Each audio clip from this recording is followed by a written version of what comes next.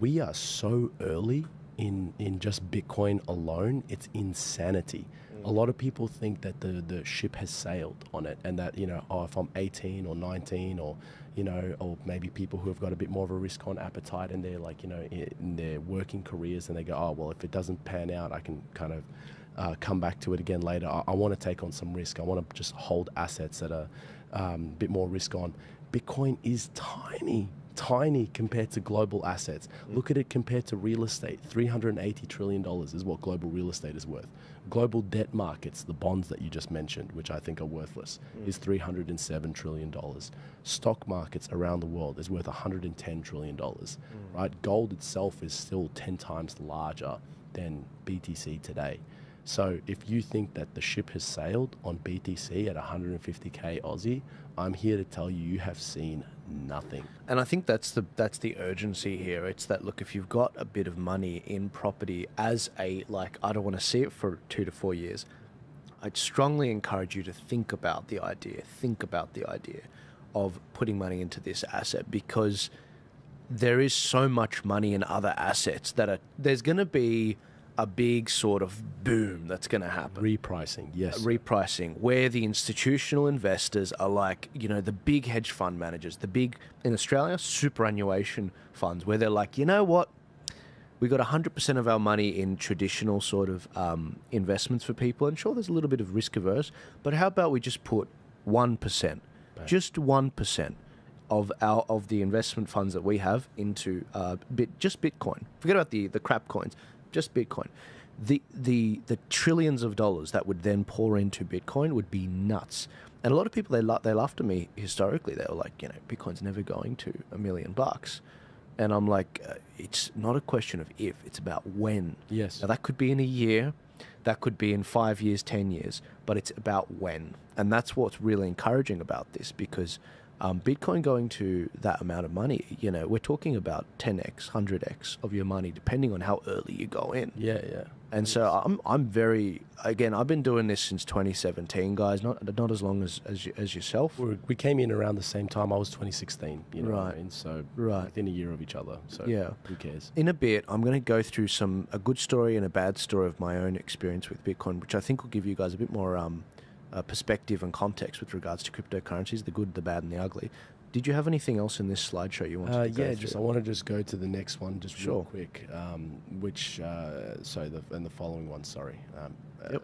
And the next one, sorry, my bad. That's all right. Okay, this is the magic stuff that I wanted to talk to you guys about. Now, us Aussies, we love our property, mate. We love property. We're addicted to property, mate. Yeah. We love it. We really do, but Australian property market has been in a 40-year bull market, propped up by a bunch of central bank intervention, backed by a bunch of government incentives. All kinds of things has propped up the 40-year bull run in Australian property. Yeah. Right. I'm here to tell you that, especially for millennials and Zoomers who feel like they're priced out of the property market, and think that, how am I ever going to do this? And unless you go to the bank of mum and dad, that you're never going to be able to afford a home. And that if you do somehow scrape together a 10-20% deposit on something, you're going to be indebted for the rest of your days, paying off a mortgage that you genuinely cannot afford. I've got the solution for you guys. I've got the solution for you. Here's what you do. 10 years ago, it took you 3,000 Bitcoins to buy the average Australian home in suburban Sydney or Melbourne. Right? Brisbane and Perth are a little bit under that as well, and Adelaide a little bit under that, about 900K. Today, it takes you around 6 Bitcoins. At the time of that chart being created, it was 9 Bitcoins. Hang on. Bring the chart up. Right. So 1,000 Bitcoins. 3,000. 3,000 10 years ago. Yes, sir. At that very peak right there in 2014. Yep. And now it's 3? 6, sorry? 6 as of the time of speaking, yes.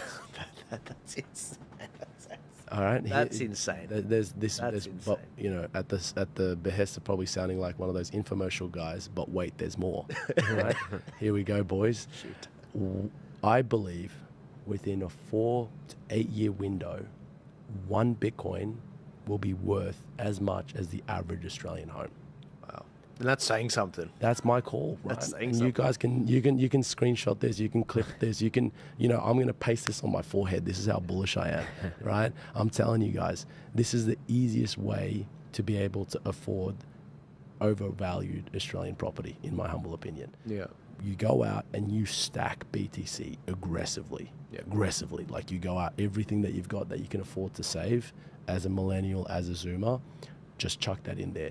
And the more Bitcoin that you can stack over the next few years will allow you to be able to not only retain your Bitcoin, so that way when you do sell, say, 1 unit of it to get the, your dream home somewhere.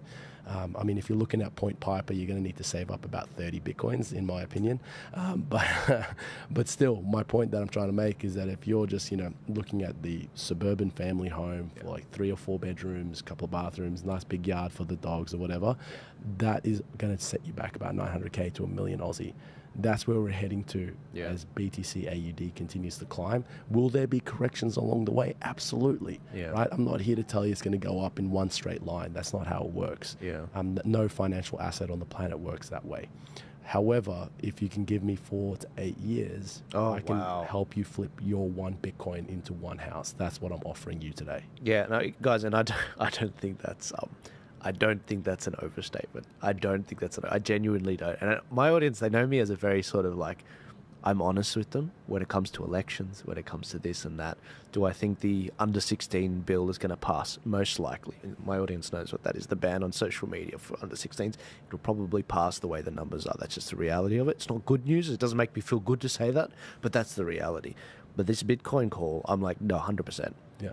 100%. I laugh at some of the historic videos of those people, like the BitConnect guy. BitConnect. There's some great videos. There's some insanity in this space as well. But Bitcoin, different story. And that, by the way, that's really saying something, because Sydney is always in the top 3 most overpriced property places in the world, second to Singapore or Hong Kong, because those are sort of tiny. There's islands, sort of locked places. But Sydney, it's so overpriced. You sure we're sort of locked in between the Blue Mountains, the water, the national park to the north and the south. But yeah, I totally think that's the situation that's going to happen, and I'm very excited about where this is going. Did you have another graph in here? Or? If you just want to go back just 2 slides, if you can, please. Yep. A lot of, and this is just speaking about like where we are in Bitcoin's adoption curve, is that there are as many users of Bitcoin today as there were users of the internet in 1999. Wow. Right? Yeah. So again, a lot of people look at the price and decide that they let price dictate value, and they let price dictate their decisions. Price is what you pay, ladies and gentlemen. Value is what you get. And Bitcoin, it is incredibly young. It's only a 14-year-old asset. Yet it has had similar adoption curves to the internet, just a little bit faster. And the reason that is the case is that the internet didn't have the internet to grow. The internet network that we all plug into every day, that took time. The infrastructure took time to build out. Now that infrastructure is built out with deep sea cables, satellites, cellular towers, all kinds of things that we have, that entire global infrastructure that allows the internet to, be as easy as connecting to a McDonald's free Wi-Fi or whatever it is, that took time to build up. Bitcoin doesn't have that issue because it can just leverage off the internet, right? And that is so powerful, is that you are now coming into an asset class that had as many users today as the internet did in 1999. So that growth curve is going to be insanity. Could you imagine what Bitcoin's price is going to be in 20 years from now, when Bitcoin is as prolific and as ubiquitous as, say, the internet is today? You could easily have a $5 million, $10 million AUD price on BTC, and then you would no longer be pricing things in 1 Bitcoin because it would just be too large. You'd price things in Satoshis, which is the smallest way you could represent a Bitcoin value. People think that they need to buy 1 Bitcoin. That's not the case. You can buy fractions of it. And then, it wouldn't surprise me within that 20-year period that when you're going down to your local Woolies or your local Coles, that you'll see the Bitcoin price of, a loaf of bread or, 2 liters of milk, for example. I'm going to go on to some personal stories, but did you want to? Are we done with the? We're done. The We're PowerPoint, done. mate. That was awesome. That's actually really awesome. You know, you gave the presentation of these slides and a few more at the conference, and wow, a lot of energy at the conference. A lot of people are excited. It's the first sort of conference where the timing of the market's been really, really positive. Yeah, that's right. After the election of I went to the President Trump. one in 22 and 2023. Yeah. No one was there. It was just me and a bunch of other crypto bros just walking around. And it was just like the same 20 people. I'm like, hey, what's up, man? You know, I haven't seen you in like a little while. And now was the first time where I had people that I didn't even know like rocking up. It was really good to see. So we're still very early, ladies and gentlemen. We're still very early. You're a pioneer, mate. You're a pioneer. Look, I wanted to give people a bit of two stories, and they're both mine. One is a horror story with crypto, and one is actually a very positive story, and where I've reaped the benefits of it.